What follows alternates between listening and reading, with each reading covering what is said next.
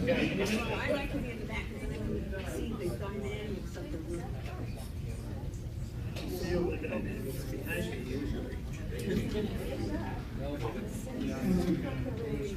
I think. And I'll leave whenever I feel like it. Testing. 1, 2, 3. Okay. Okay. That's a good test. Okay, if everyone would come in from outside the room and come take a chair. We'll get started. I like to start. We like to start on time. To keep everyone on time.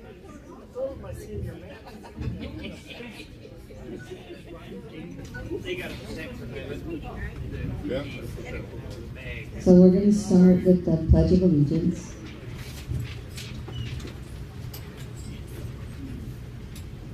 I pledge allegiance to the flag of the United States of America and to the republic for which it stands, one nation, under God, indivisible, with liberty and justice for all.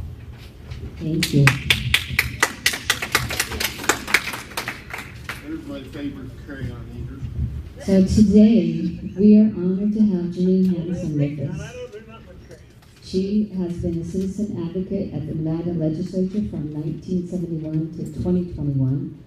And since 1991, she was a full-time volunteer citizen lobbyist for Nevada, families, Eagle Forum, and the Independent American Party. She is also an organizational member of the Nevada campaign to defeat the USA Patriot Act. She served as a national treasurer and currently serves as Western States co-chairman. I'm just naming a few of her accomplishments. Janine is thoroughly informed and involved in the legislature. She keeps us up to date on bills and laws being passed or stopped. And she's going to talk about the school bond issue today and a couple other things. So we are so thankful she is here with us today.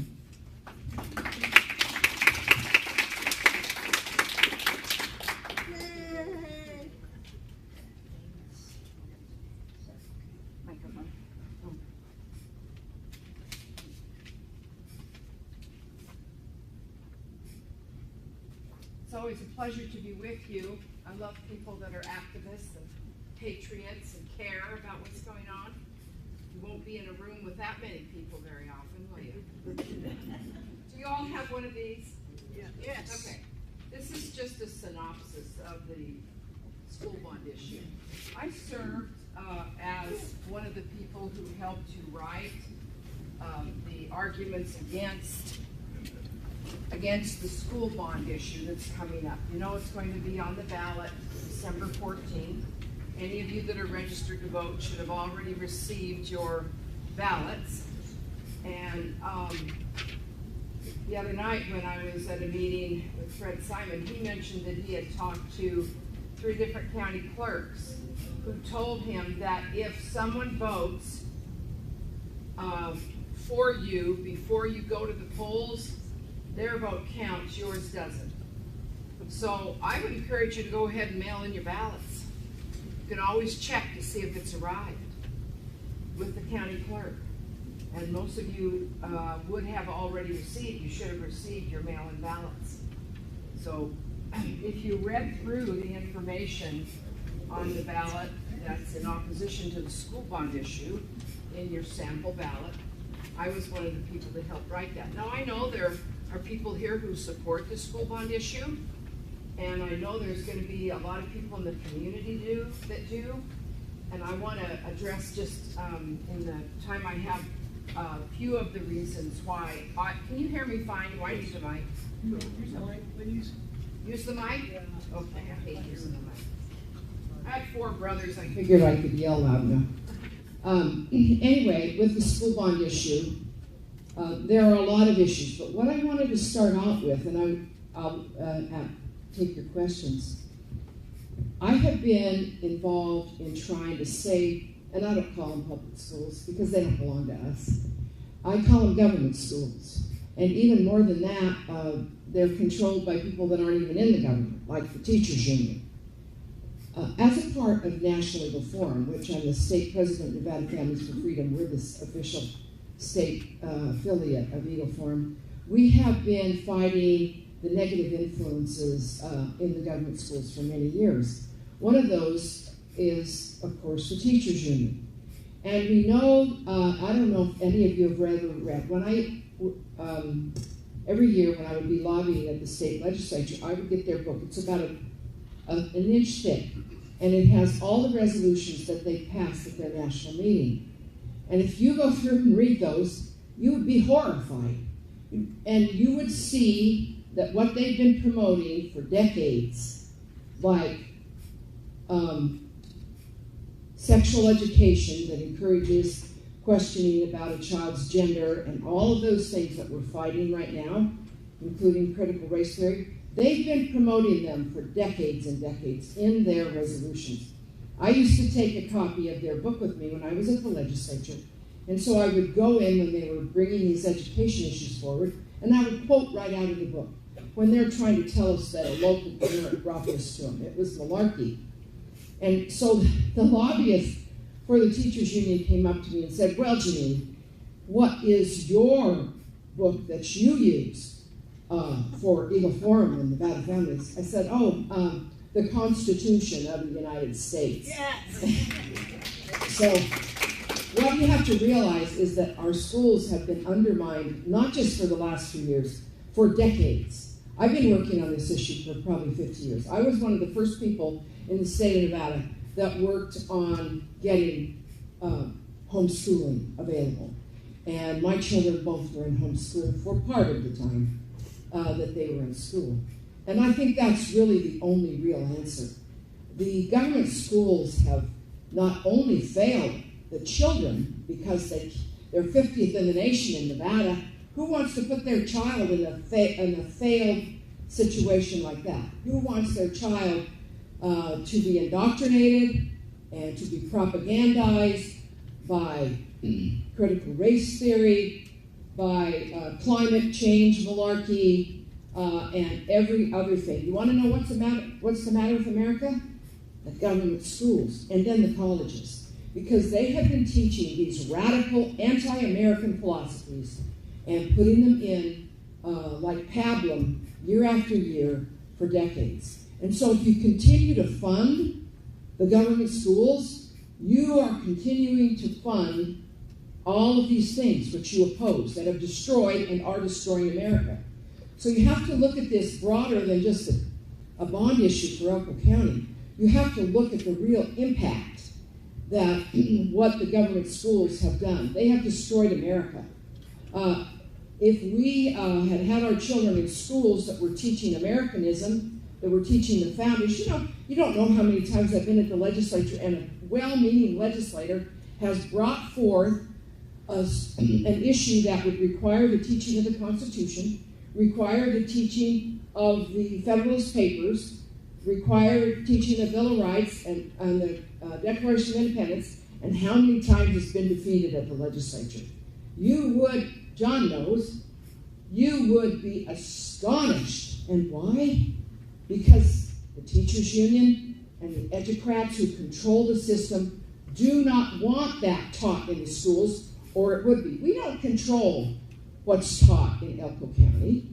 We don't have anything to say about it. When we oppose critical race theory, it's already passed this last session in AB 261 by the state legislature, as well as a whole slew of other bad bills that were passed by the legislature. So when you go to the school board, to a great degree, their hands are tied, and they can't do anything about what's taught in the classroom. And so you have to look at it in a broader sense. Let me go over just a few of the things in the actual bond issue that I think are important. We have a school board.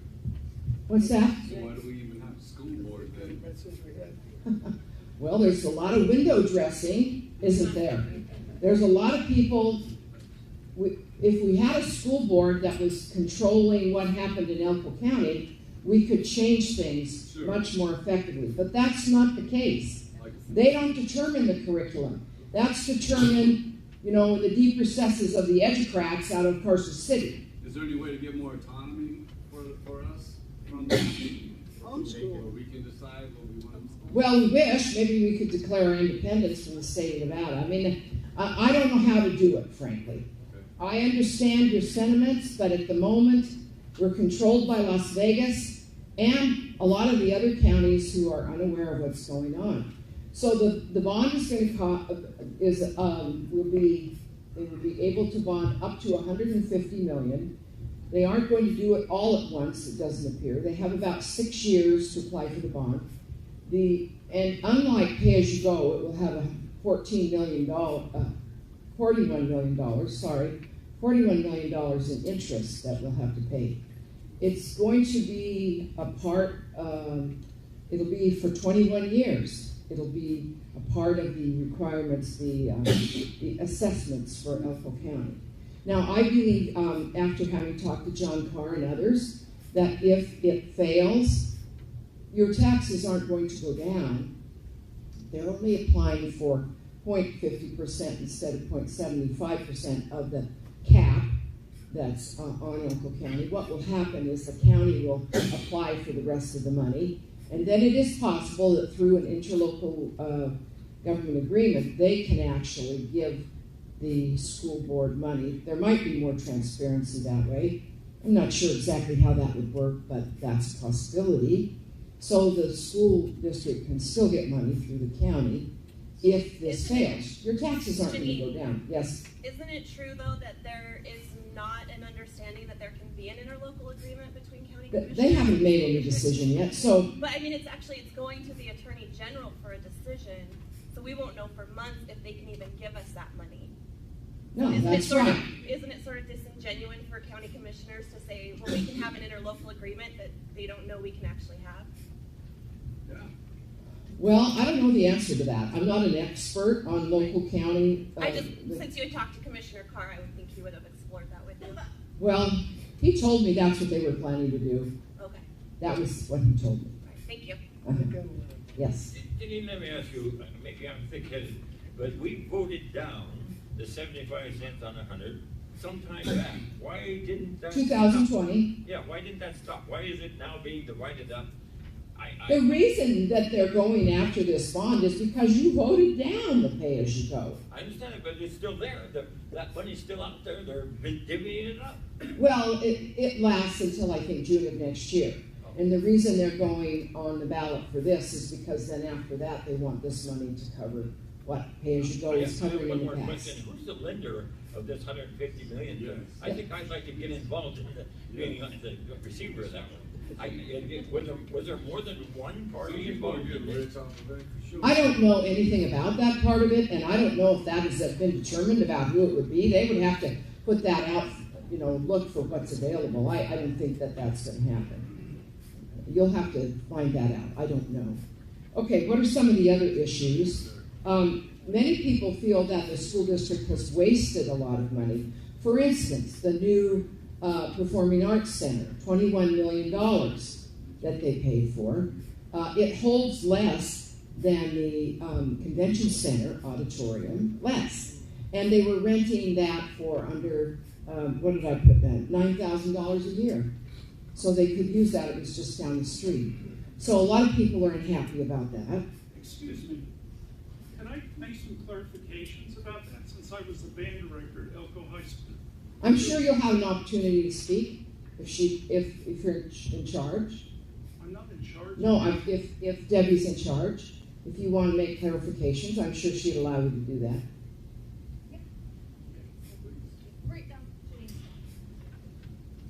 I think it's always good to hear all sides of all issues for people to make up their minds. I think that's excellent. I've never been afraid of that. Now, I haven't been deeply involved in local county politics here. Most of my work has been at the state legislature, and so when I tell you I don't know, that's because I don't know. And I don't pretend to know what I don't know. So I want you to be aware of that. Also, one of the issues we had when the three of us wrote the issue in the ballot was the fact that in all those years that they took in the money for pay-as-you-go, they never did anything about renewing the trailers. Yeah. And they've never done a thing about that. Janine, 70 trailers have been retired from being used. There are empty trailers sitting on campuses because it is cost prohibitive to dismantle them and destroy them. They're very expensive, but they are not being used by the school district. So 70 trailers are gone. Okay, thank you. So one of the issues in pay-as-you-go was they received $251 million between 1986 and April of 2020. And right now, this money can only be used for capital improvements and large projects. It cannot be used for anything with regards to education. So it can't be used to improve for teachers' salaries. It can't be used for supplies. It can't be used for education. So this is education infrastructure. It's infrastructure. That's right. If you read what it says by the county in the bond issue, it's for capital improvements and capital projects. And capital projects do include repairs, ma'am. Large repair projects like replacing an HVAC system, but they don't include small repair projects because we asked when we were writing the information for the bond. So it's not important to you that the roofs are intact and all of the schools that were built in Spring Creek were built with pay-as-you-go money? And, and the schools in Wendover were built with pay-as-you-go money? I never said that I wasn't in favor of keeping things in repair. That is one of the most important. Capital improvements. That's what the money, I was explaining what the money was for. The bond is for. Improvements don't need to cost 3 times what they should cost because we're lining the pockets of all the contractors. Excuse me. Every The trailer costs also makes of construction right now are 20% higher than they were a year ago, which was 20% higher than they were the year before that. It isn't something that's going into anybody's pocket. I never said that. What I said was. I said that. I 100% assure you that's exactly what's happening.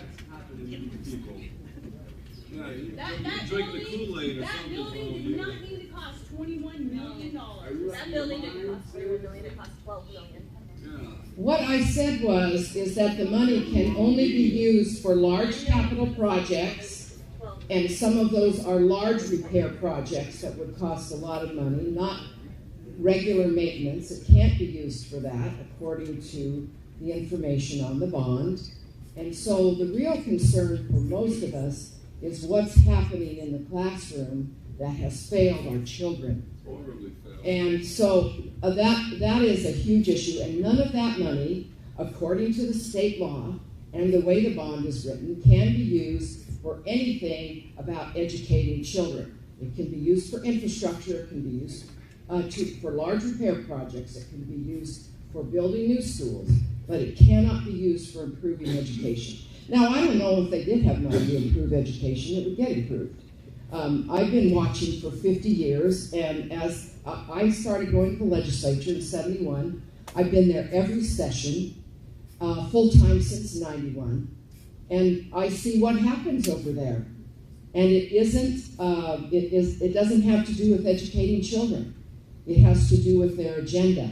And what they've got right now in the government schools is an agenda which is harmful to America, harmful to our children, and harmful to our communities. Now, there's a lot of good things, I'm sure, that happen there. And there's wonderful teachers who have very good intent. And I know that because many of them are very dedicated to teaching children and to teaching good things. But the curriculum that comes from the state and things like critical race theory, which are mandated by the state, are not things that the local school board has anything to say about, or even the teacher in the classroom, because they can be fined if they aren't teaching what is assigned that they're supposed to assign. When my brother was a teacher, yes. So how does a good, dedicated teacher avoid teaching the poison of critical race theory? Good question. And how does he or she maintain his status as a good, devoted teacher? Well, that's a good question, and I don't have an answer for it, but that is a very big question. I would contact Superintendent Xander for any questions. He's already heard your. We need to get rid of this district. We need a whole other district of our own. Don't waste your time with Xander. We don't want this district anymore. We want our I was aware of those kids that were getting molested in Wells. I didn't do a damn thing about it. Yeah, I'll take a couple minutes. The answer is changing things here. He is he here? Not yet. Okay.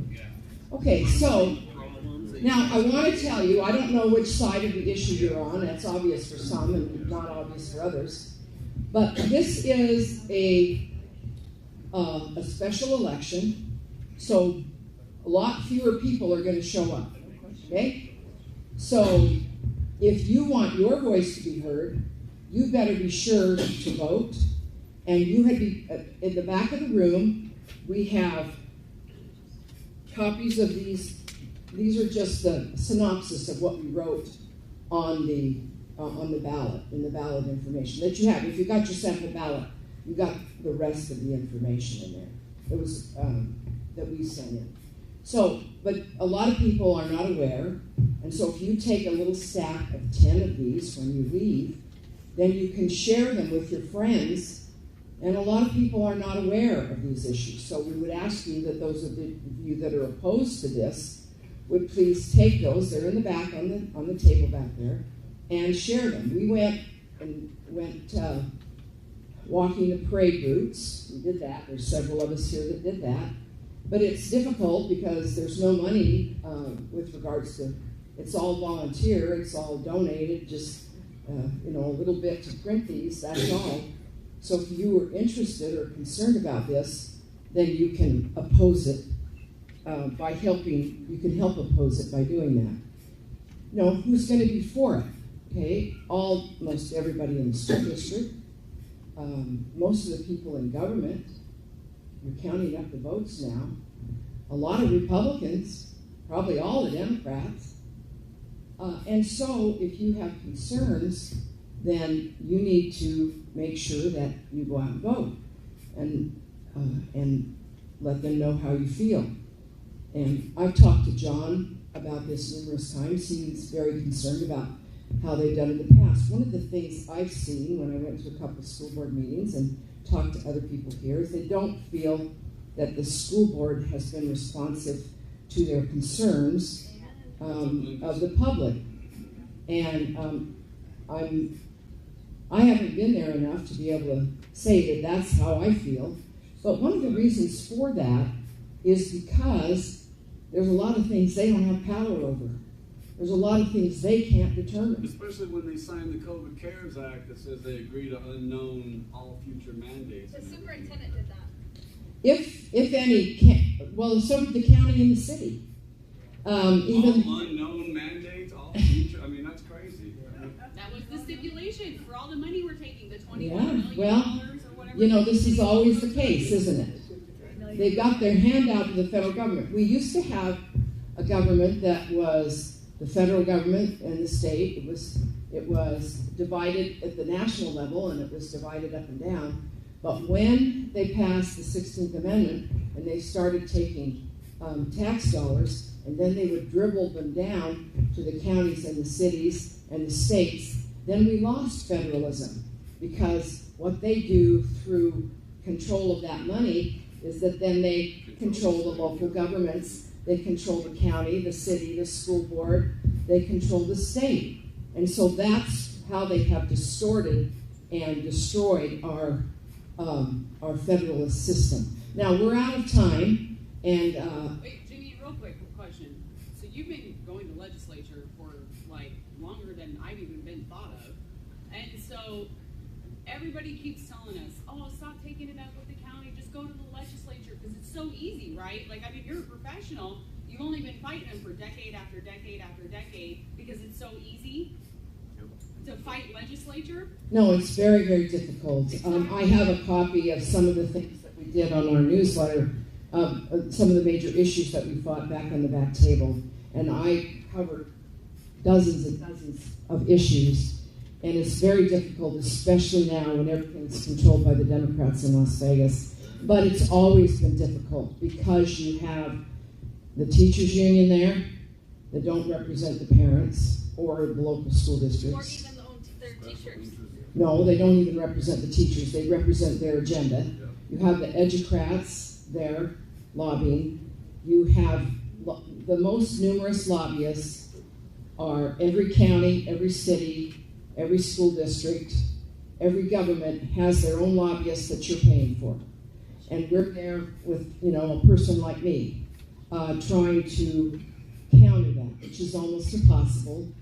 And we have people that, I have a list of people. If you aren't on my email list, I have these cards and you can fill out and get on there. That's the most important thing we do is at the legislature. And we have had a lot of successes.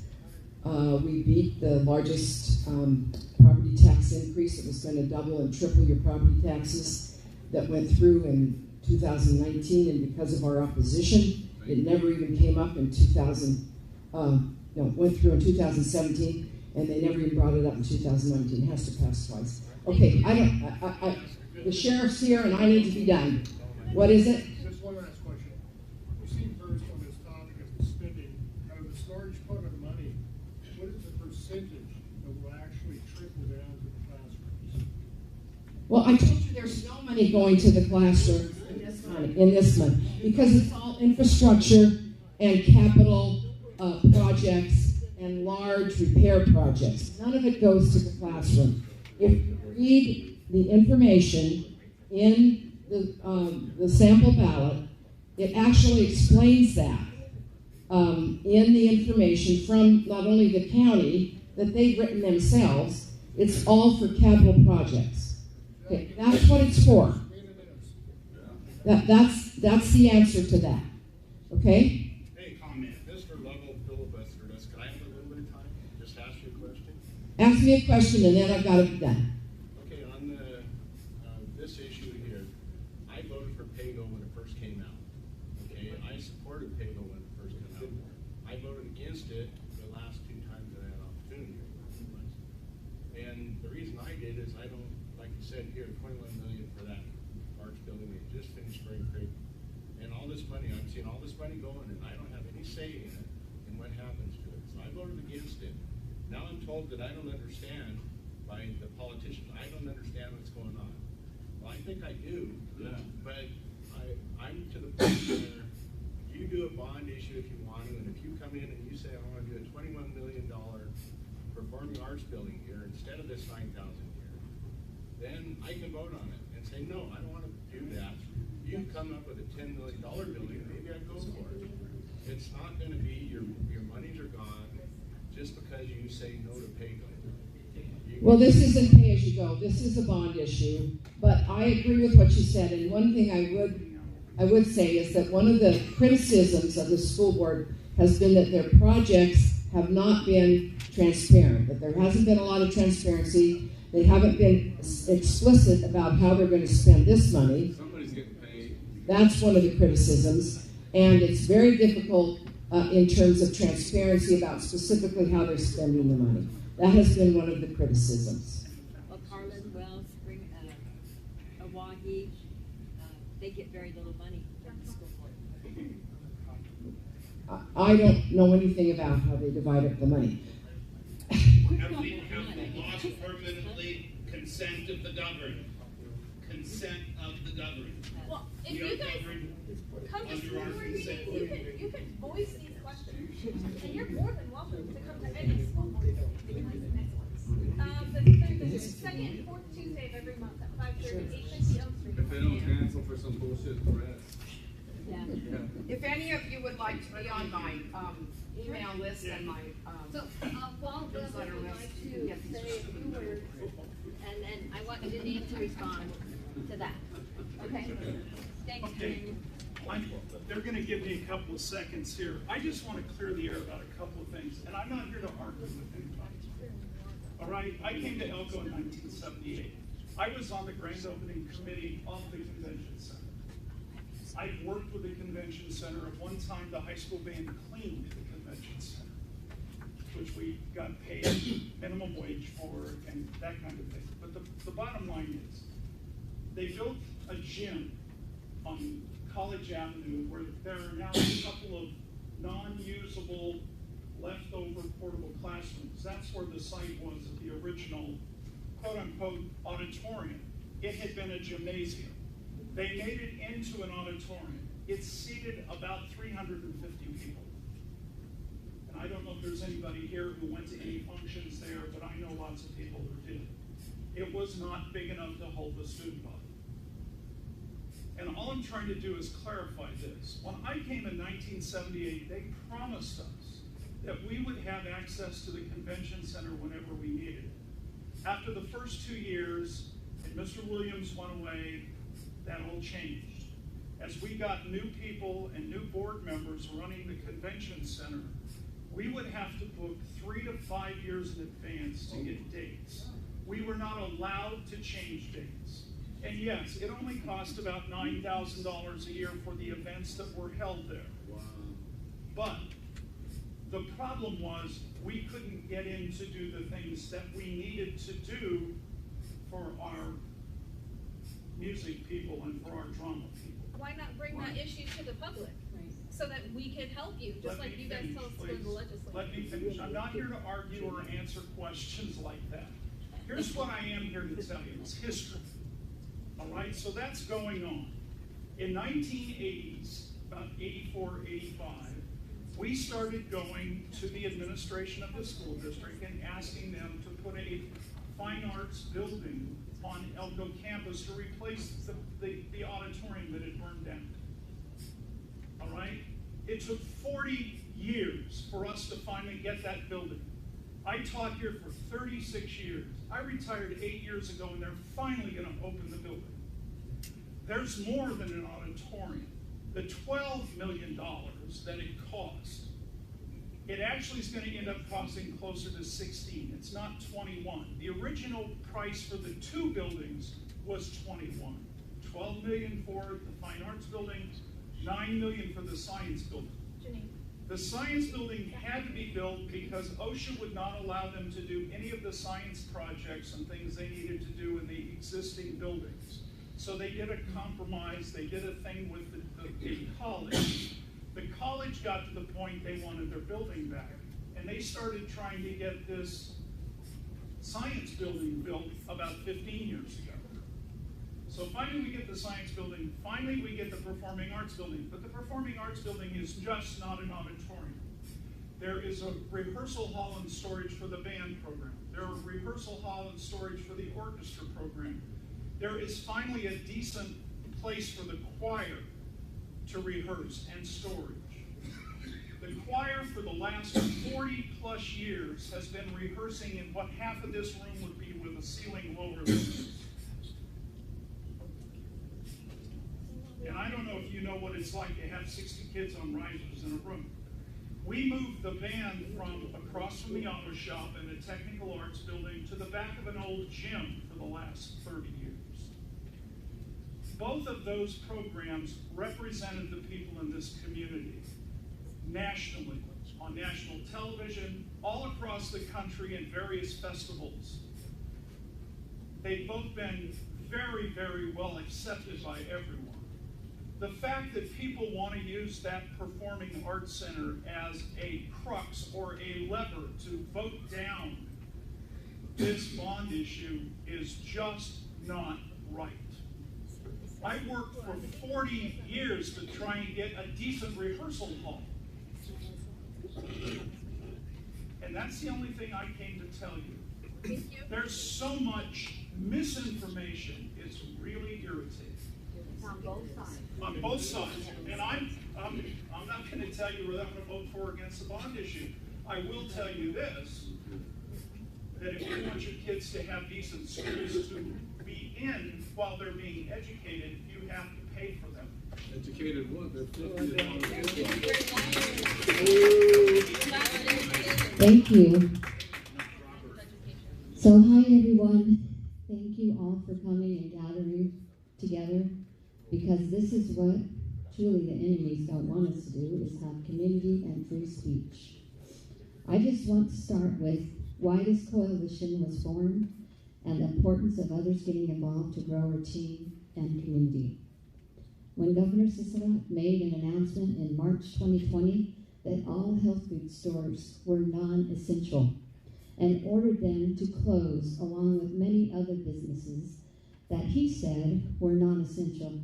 Well, that's when we formed this coalition. Mary Ann Weldon, my mother, and I decided to start this coalition. After being shut down for 3 weeks, I called our mayor, Reese Keener, and asked him, why is it that liquor stores are open, but health food stores are non-essential and considered, close them down? How does that make sense? I asked him. And he said, you open your doors tomorrow. Well, that gave me hope. That gave me hope for Elko County, that we did have a representative that stood up. So I want to go down memory lane and actually share with you how forming this coalition has brought many wins to our county, starting on May 15, 2021, when Lander County held their celebration of being the first constitutional county.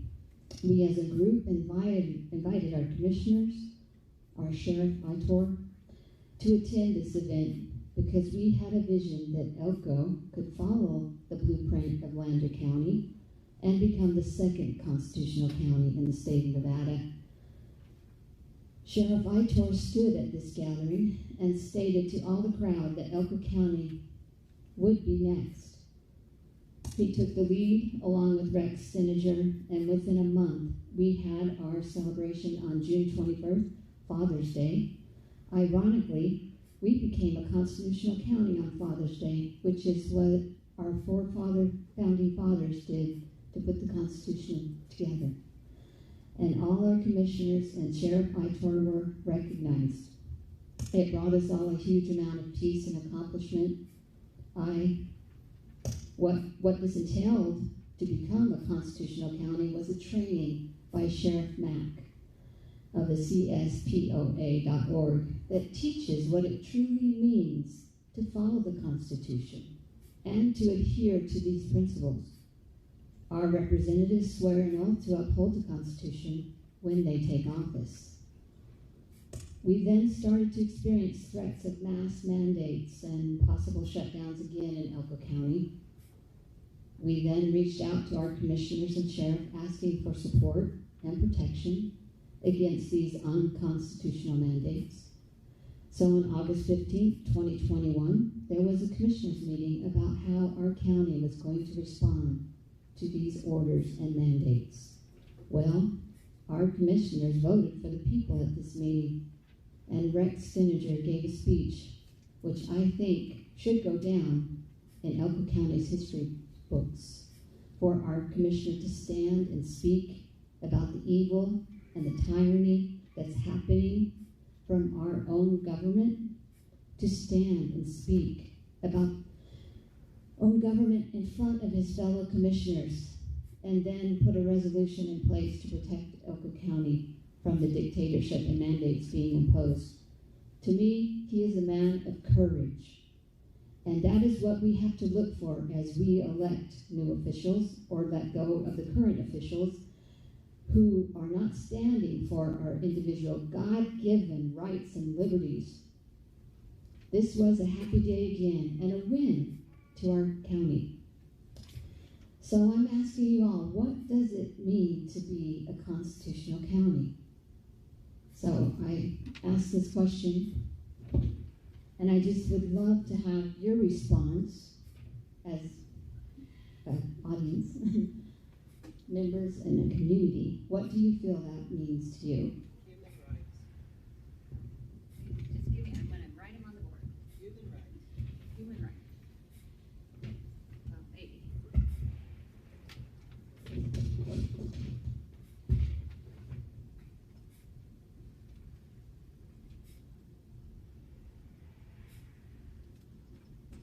Anyone else? No unconstitutional mandates will be Freedom followed of as law. choice. Freedom of choice. Okay.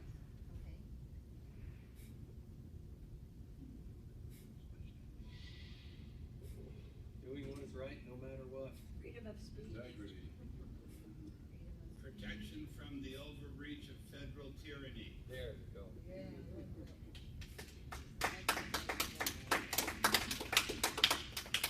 But you can't really accomplish that unless you reject reject the federal money, which none of our elected officials, no matter how fine they are, and I have a lot of respect for them, they have been unwilling to reject the federal COVID money and other money. The love of money. I would say in short that it just protects all of our rights as enumerated in the Constitution. Yep. And those not enumerated, as in the 9th and 10th Amendments. And or unalienable. Absolutely. Okay, I'm running out of space, but. The Constitution is a law. Separation of power.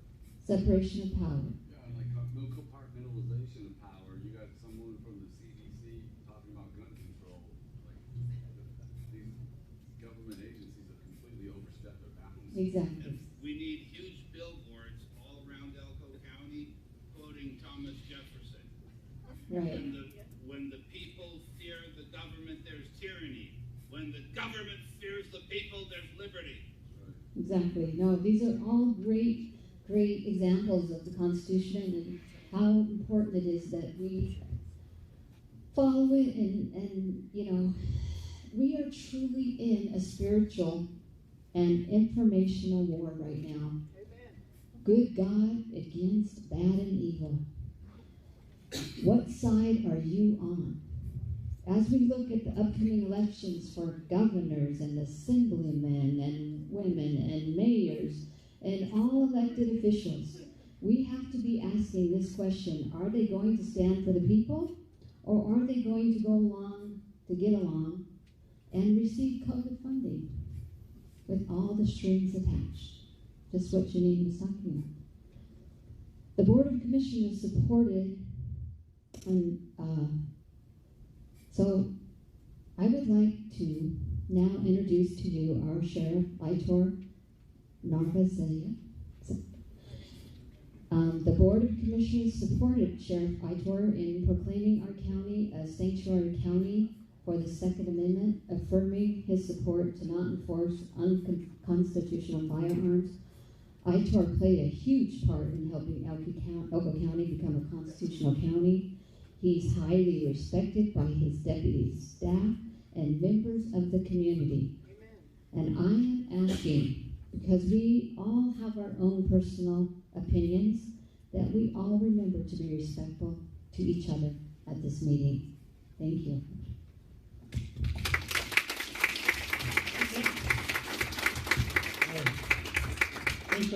Thanks for having me. You guys were yesterday that Kyle Rittenhouse. Yes! That was a solid, that was well deserved. I probably shouldn't even have gone that far, but it did.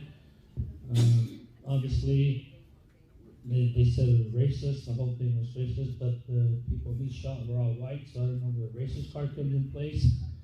But you watch the video, he was being chased down. He fell down. One guy stuck a gun in his head, shot him. One guy was kicking him. The guy hit him in the back of the head with a skateboard numerous times. So that to me is self-defense, and I'm glad the court got it right and the battle got it right. So, thank you for that. We got a lot of stuff going down in this county right now. We got the school board. We got a lot of these are awesome.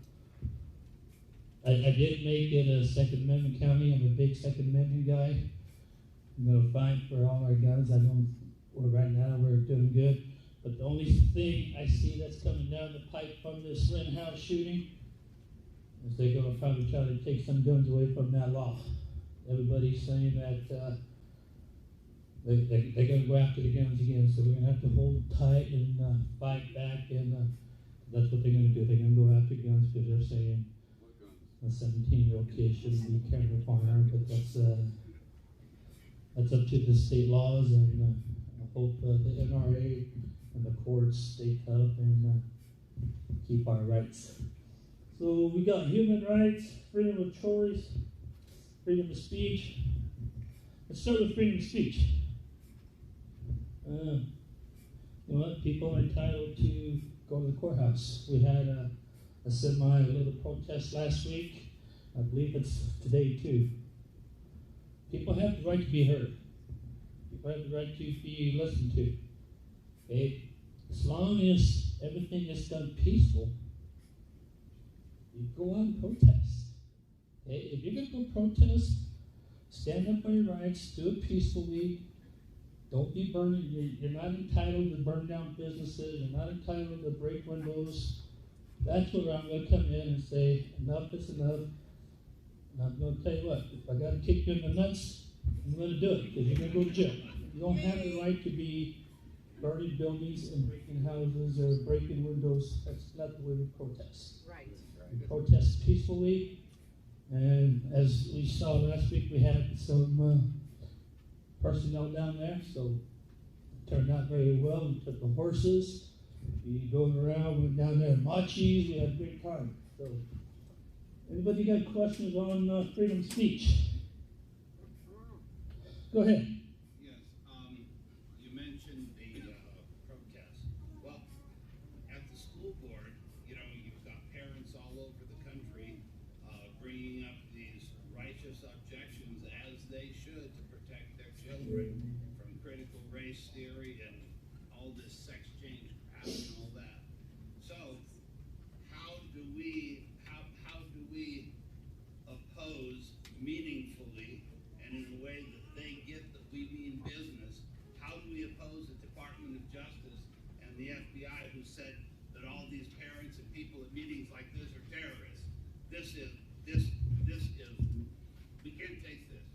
I agree with you 100%. I'm not a big fan of the race theory teaching, but there's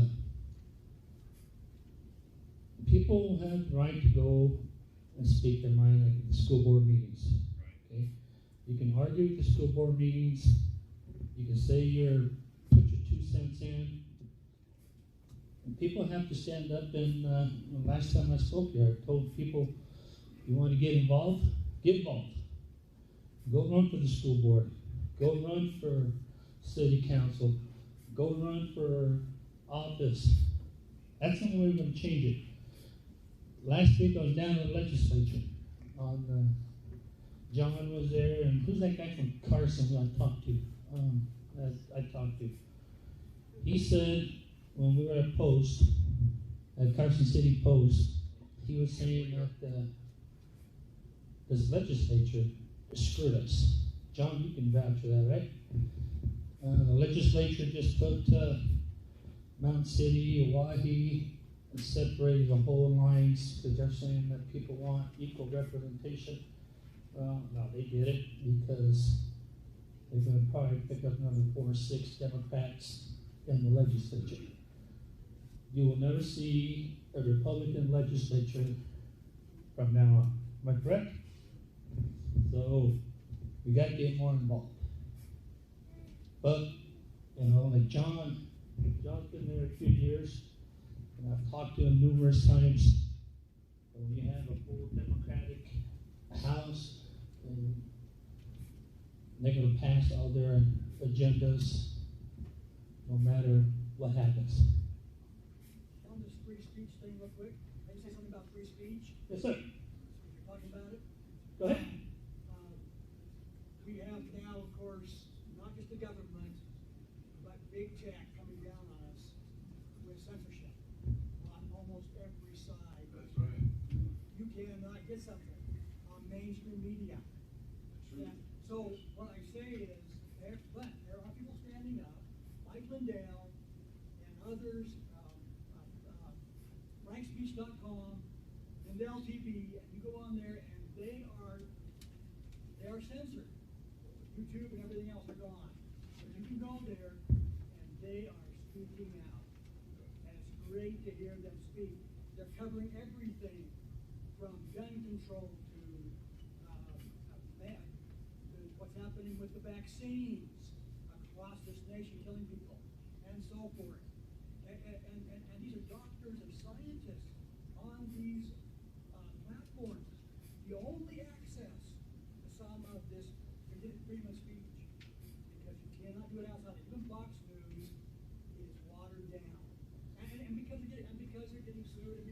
Well, if you look at the news now, you got Fox News, CNN, and they're going to do whatever they want to say. They're going to make up whatever they want. And anymore, you get to the point of what agency do you believe? What news broadcast? Okay, I listen to Fox. I think CNN is garbage because they're always so far left. But the news is going to do whatever they want to do. Okay, and there's not much we can do. They're going to censor whatever. Go to these other sites. Yeah. Go to these available sites. Yeah. And you will support them with your dollars. The FBI is coming after parents For what? for speaking out at school board meetings. There was one woman that was, her house was raided on Saturday. So if the FBI locally was going to be looking at doing something like that with parents like myself that do speak out at school. Well, the FBI, we use the FBI quite a bit. Okay, we used them during the school board when that lady, that juvenile was threatening to shoot him. They were jumping on the spot. We called them. They called Snapchat. So we had an address and a phone number, everything. And that was the help of the FBI. I did not see our FBI serving any such reports unless it's a federal crime. Okay? But they're We're all trying to make terrorists these in their things eyes. federal crimes. Well, I'm pretty involved with the FBI. We have guys that are up there. We have guys that are sworn in with the U.S. Marshals. So are they investigating parents? No, to my knowledge, no. We did have some police officers and deputies up there that work in a current case at the FBI probably, but it's back up north. But as of right now, there's nobody being investigated, no cool parents and mothers because they were on the school board and they're not being looked at. Well, our problem is we have a good agent somewhere on ground level. That's true. Garland is bad, and the DOC is over the FBI right now, and they're making him go rogue. There was America's Mom home was raided in Mesa, Colorado, and also a county clerk, Tina Peters, for questioning, and Walter Water was a election check in Mesa County. 4 days ago, they went into those old ladies' homes and they terrorized them. The FBI did. Now the sheriff should have been there. The constitutional sheriff should have been there and should have known exactly what those FBI agents were doing in those old ladies' homes. They were fighting. They were in tears. Well, there was a mom that was, I think she was in her 40s, so there was somebody that was, I mean, That was Sharona Bishop. Sharona Bishop's America's Mom group. And she was handcuffed. She was homeschooling her children in the house that day.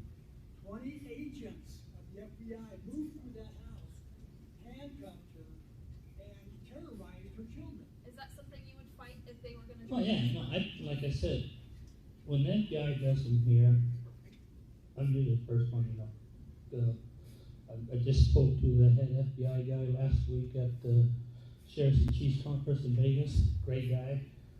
Their biggest thing right now they're trying to do is they're trying to get sex trafficking cases. That's what they're working on. They don't care about other things. And I talked to Frank from the U.S. Marshals. He's the head marshal, pretty great guy.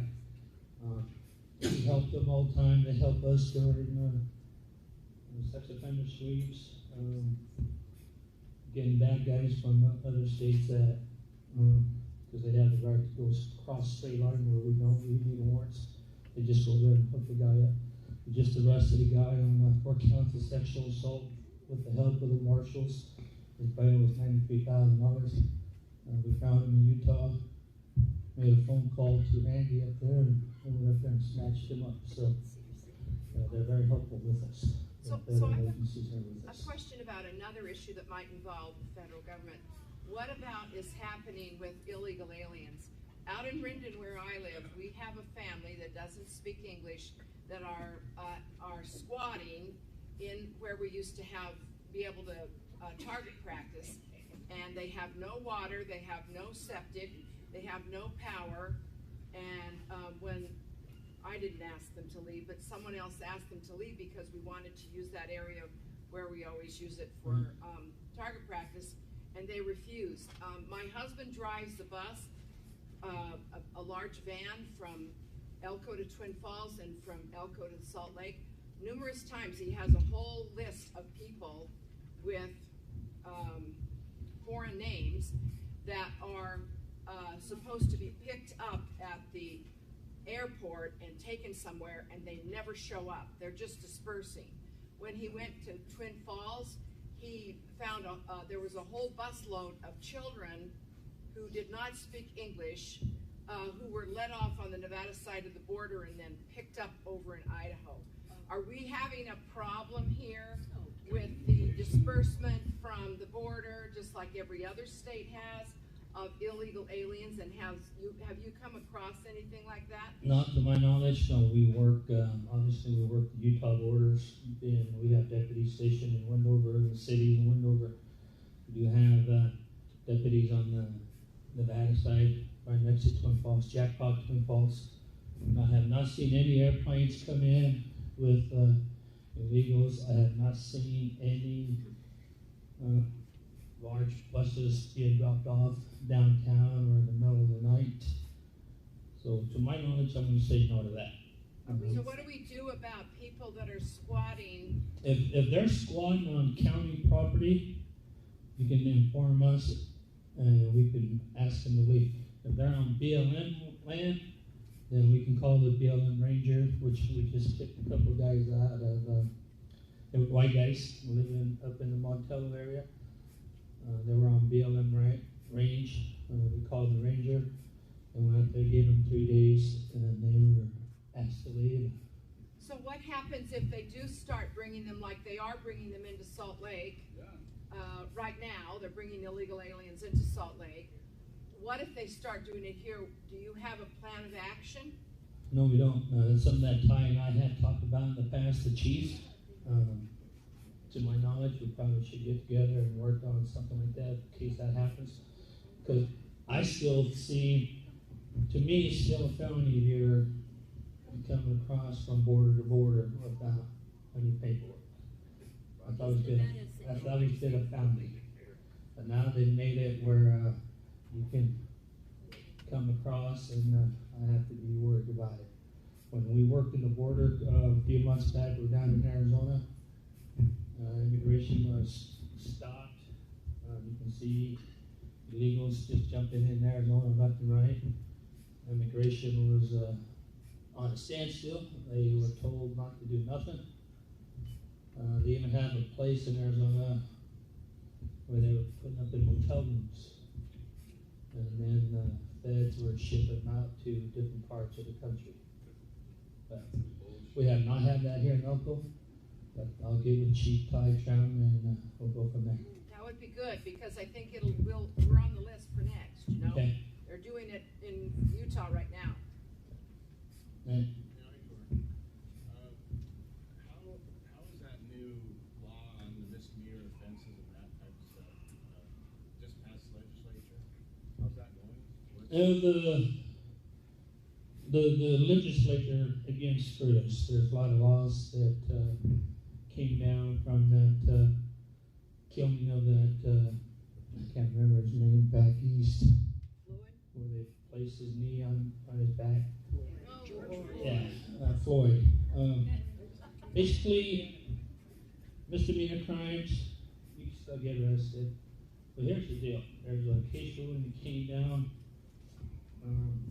I can't remember the state, but it was a name, Jimenez. I can't remember the state versus Jimenez, where they did away with bail reform, pretty much. Okay. There's still some bail, but now if you go, let's say you